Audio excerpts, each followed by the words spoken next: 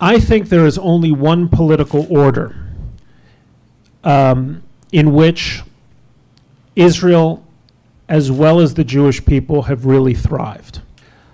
Number one, Israel came into being as a modern state, and Israel has thrived in the liberal international order that was devised by Harry Truman way back in 1947. That's with respect to Israel. What about with respect to the Jews? Well, the second thing is Jews, I think, have only really thrived and are only really safe in the world when liberal values are the dominant, prevalent values. And by liberal values, I don't mean Kamala Harris and Elizabeth Warren, okay? I mean liberal in the classic sense of respect for pluralism, emphasis on tolerance, emphasis on individual liberties, those panoply of values which are the DNA of what we call liberal democratic society.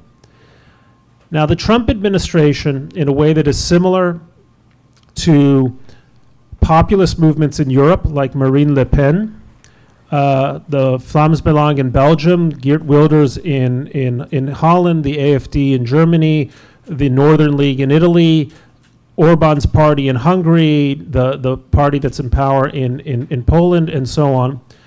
Trump administration represents a substantial and dangerous regression from those values. I think the comments, the attitude of this administration towards immigration, Mexican immigration, Latin American immigration, is a scandal.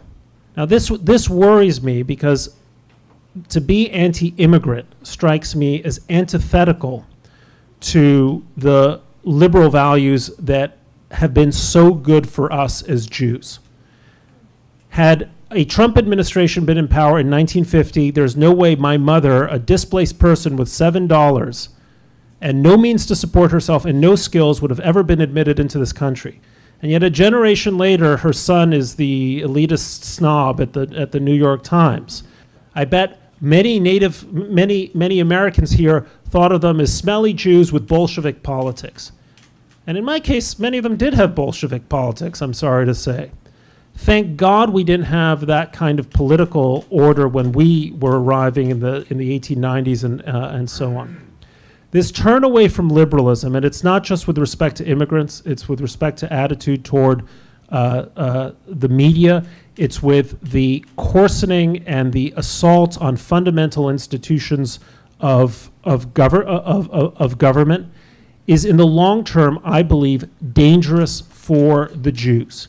Because I am hard-pressed to think of illiberal orders in the past that haven't eventually turned on the Jews. And I'm hard-pressed to think of populist orders in the past that haven't eventually turned on the Jews. And so we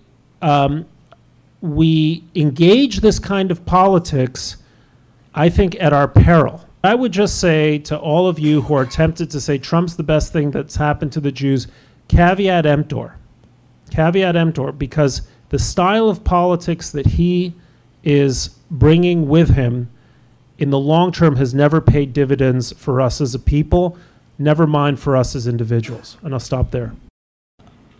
I will repeat myself. I have praised the president in a very public way in the teeth of the views of many of my readers when I think he's done the right thing, and in particular on the subject of Israel. And he deserves full credit for those things.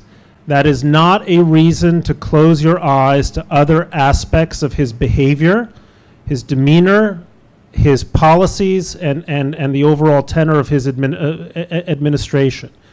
I'm not asking you to take sides here, but I'm asking you to be thoughtful and be able to say that there are aspects to what he does which should trouble us deeply as Jews. The reason I've harped on immigration for so long is that one day, God forbid, this country will get the bug that we should close our borders to everyone.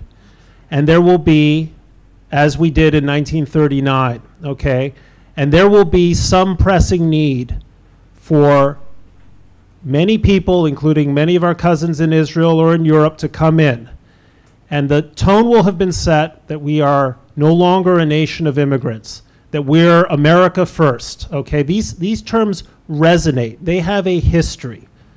And it would be unfortunate for thoughtful people whose values are in the right place to turn off their brains and not be able to discriminate in the best sense of the word and be thoughtful about what is best, not only in the interest of Israel right now, or the interests of Israel in the future, but in the interests of the Jewish people as Jews and as free citizens of the world.